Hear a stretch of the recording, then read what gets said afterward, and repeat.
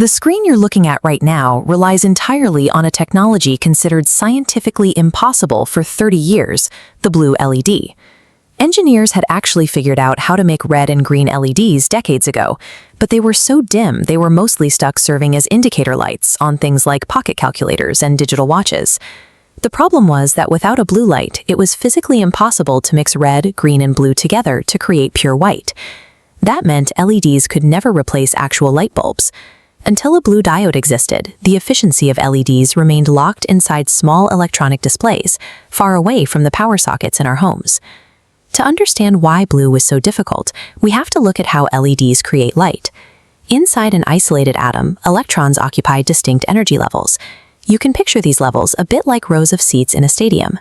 But when you pack billions of atoms together to form a solid material, those identical energy levels shift and blur together. They form distinct continuous bands, specifically a lower layer called the valence band and an upper layer called the conduction band. An LED works by forcing an electron to fall from that upper conduction band down into an empty seat or hole in the lower valence band. When the electron drops, it releases its lost energy as a photon of light. The color of that light depends entirely on the distance of the drop, known as the band gap. A small drop produces low-energy red light, but generating a high-energy blue photon requires a massive, difficult-to-cross band gap. The engineering challenge was so high that every major electronics company eventually abandoned the research, leaving the field open for a researcher at a small chemical company to attempt a different material entirely. This is Shuji Nakamura. In the late 1980s, he was a researcher at a struggling Japanese chemical company. Ignoring the industry consensus, he focused his research on a heavily discredited material called gallium nitride. His first hurdle was growing a flawless crystal. To make a semiconductor work, you need a near-perfect atomic structure. But gallium nitride had to be grown on a sapphire base, and their atomic structures didn't match. This created billions of microscopic defects that disrupted electron flow, turning electrical energy into useless heat. Nakamura's CEO explicitly ordered him to stop researching gallium nitride immediately. Nakamura ignored him. Working in secret, he scavenged parts to build his own modified two-flow reactor, adding a second stream of gas to pin the reactant chemicals down and force a perfectly smooth crystal to grow. By refusing a direct corporate order and welding his own machinery together, Nakamura solved a foundational material flaw that billion-dollar labs assumed was unsolvable. To get an LED to actually emit light, you have to fuse two distinct materials together to form what's called a p-n junction. You need an N-type material packed with mobile negative electrons and a p-type material packed with positive empty holes for those electrons to fall into. But no one on Earth could create p-type gallium nitride. During the manufacturing process, stray hydrogen atoms kept sneaking into the material and plugging up all those empty holes.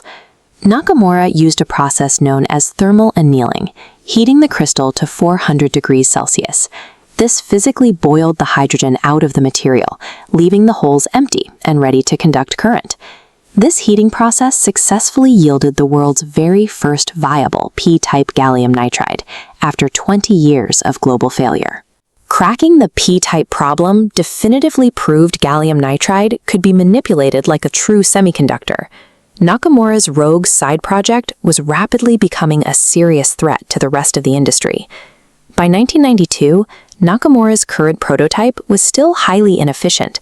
The light was so dim it could barely be seen in daylight, and his CEO issued a final ultimatum: produce a working product or the project ends. To increase the brightness, he needed to create an active layer, a microscopic well inside the band gap that traps electrons, encouraging them to pile up and fall perfectly into the holes. Using his custom reactor, Nakamura blasted a mixture of indium gallium nitride onto the crystal to create this well. It shrank the energy gap by the precise amount needed, shifting the light from a murky violet into a brilliant sharp blue.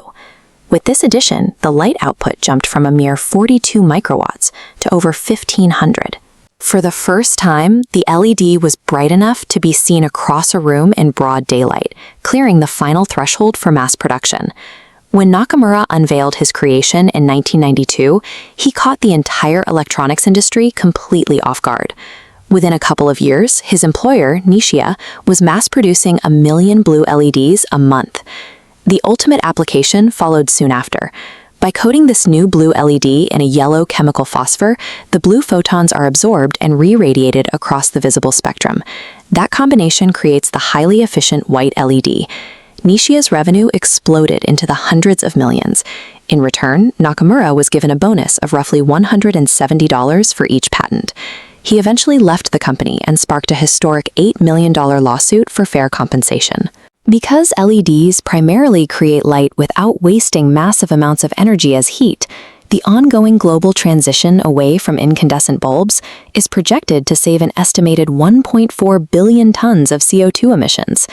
In 2014, Nakamura was awarded the Nobel Prize in Physics. His journey proved that technological leaps don't always require billion-dollar corporate budgets. Sometimes they just require the willpower to ignore the consensus and build the solution yourself.